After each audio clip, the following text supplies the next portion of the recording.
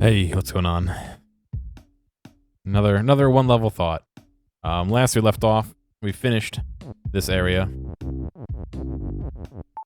and we are on our way to the next area. Area 2, Area 4, Area 3, Temple Ruins.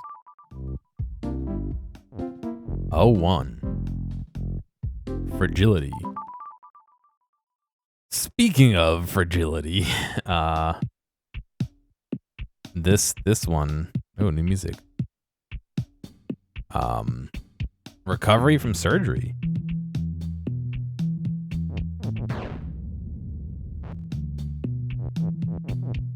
Baba is weak. Well, now Baba is strong.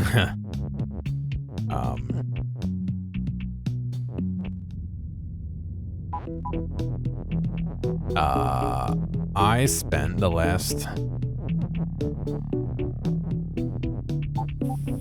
4 weeks now recovering from my surgery. So I had 4 incisions in my stomach, all of them above my belly button, and they were glued together, and they sent me on my merry way. That's it. It wasn't fun.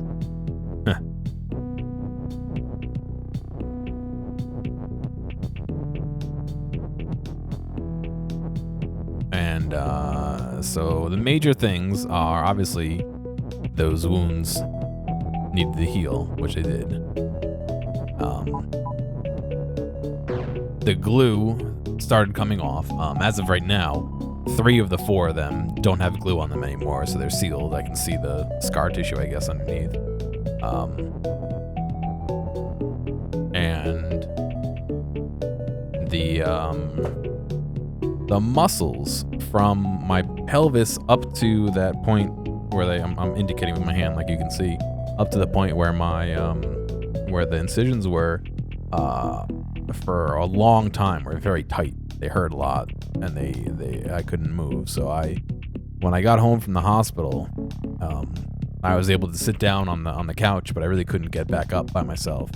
I needed help to sit up, and then from there I could kind of pivot, so my hands were on my knees and I was standing, and using my knees to push me back up, to hunch over, not standing, because I couldn't really stand up. It hurt to use the bathroom, and I could barely eat for a couple days. And then slowly it was getting better, and then I started noticing that every day I would feel better, like my stomach would hurt less and all that. So there's also some other stuff which I'll spare the details from, but it's been an interesting recovery. I've been living at my apartment for almost 2 weeks now. A week? 2 weeks? I spent 2 weeks at my parents', and now a week and a half-ish, I guess, here at my apartment. And I'm starting to feel almost back to normal. I still have restrictions on how much I can lift. One of my incisions, I think they glued the skin to the muscle underneath, because like when I crouch, that incision gets like sucked into my stomach, which is weird because, you know, I'm a little bit of a bigger guy. All my stuff gets pushed out. That one gets sucked in, so it looks like I have like a divot. So that's a little bit weird. That hurts sometimes. It feels like a stitch. But yeah, I can walk around and stuff now, and I'm feeling pretty okay.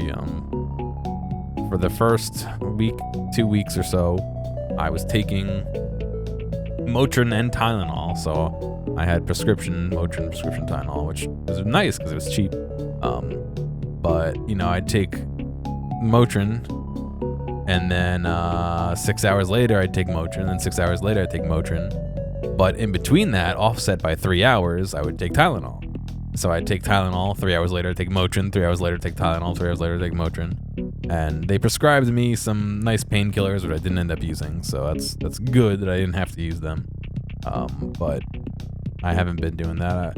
Once I took some extra Motrin when I was going out to the air show, which I'll talk about eventually, and I just took it when I got back, actually, not beforehand. So doing pretty good. Not for it was a pretty rocky for a while, but you know, once like I said, once I started like recovering, it actually started going faster, and now I'm almost back to normal.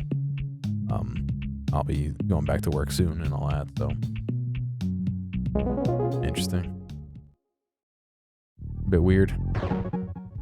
I wouldn't recommend, however, I would recommend it over dying from a hernia. So, because your organs can go out the hernia and then get like sphinctered off, and they die and they rot, and you know, part of your small intestine has a hole in it, and you died. You did. But not me. So that's it for today with this one level thought. I'll be back soon to discuss some other things. Hopefully, you have a good night.